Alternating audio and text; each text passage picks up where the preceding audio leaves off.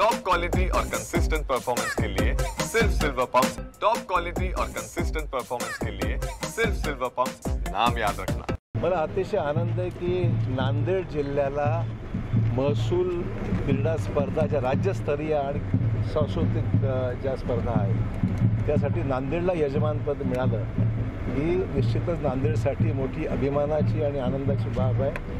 राज्याच्या मुख्यमंत्र्यांचे आणि महसूल मंत्र्यांचे आभार मानतो। ही संधी त्यांनी नांदेडला दिली। काल आपल्या मतदारसंघात शक्तीप्रदान झाला, मला काही माहीत नाही।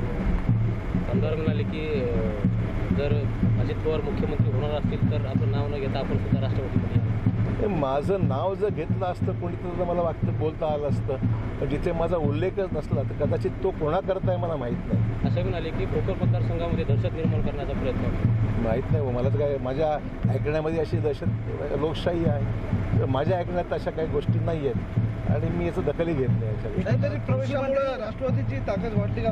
काय म्हणताय? राष्ट्रवादीची ताकद वाढली असं वाटते का?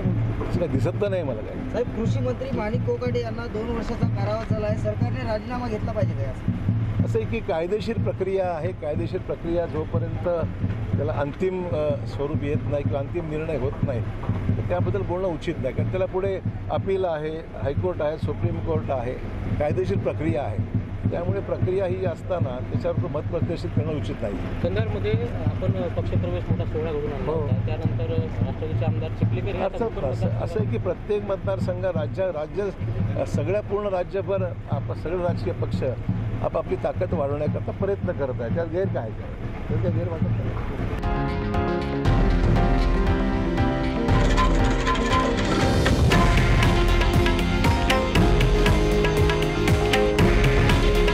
हे आहे देशातील नंबर 1 न्यूज नेटवर्क आणि आपण पाहत आहात TV9 मराठी।